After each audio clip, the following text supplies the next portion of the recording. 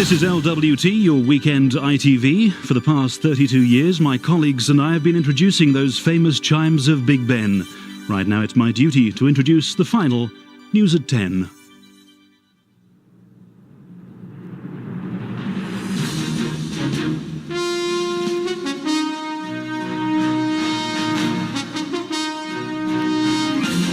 From ITN, News at 10 with Trevor McDonald.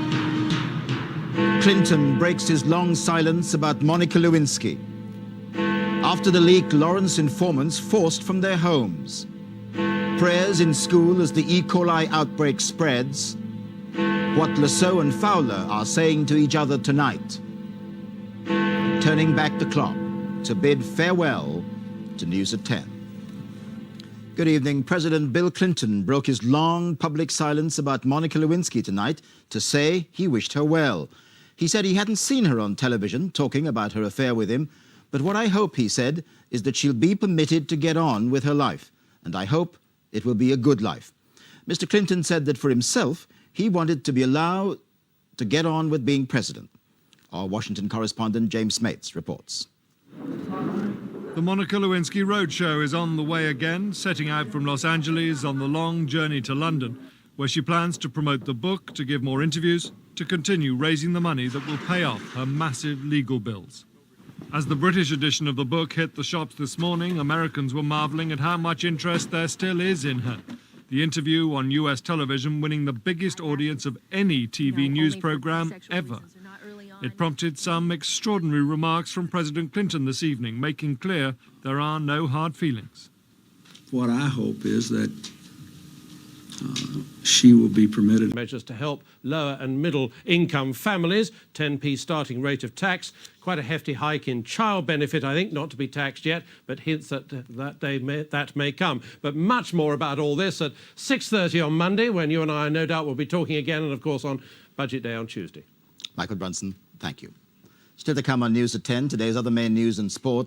The banana trade war, America raises the stakes tonight.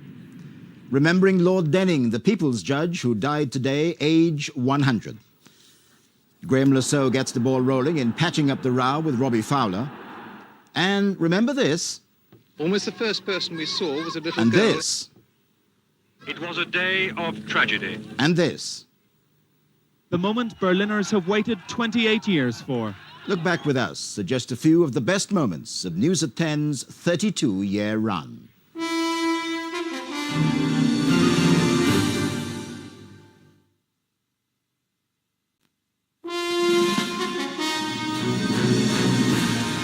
Welcome back.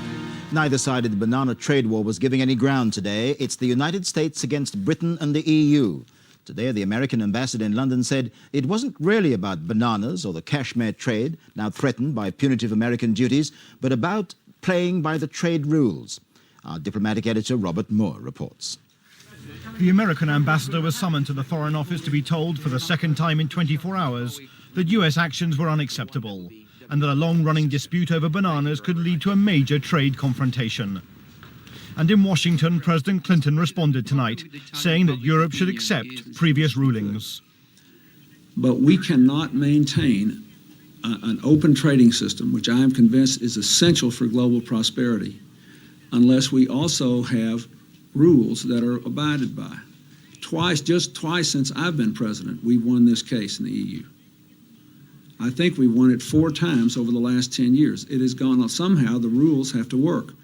The Americans complain the European Union favour banana imports from their own former colonies in the Caribbean, discriminating against the plantations in South America run by large US companies.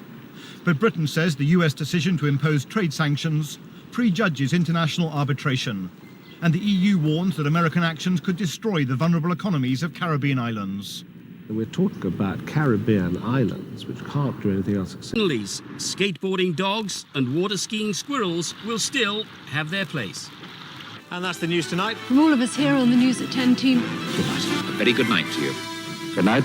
Good night. Good night.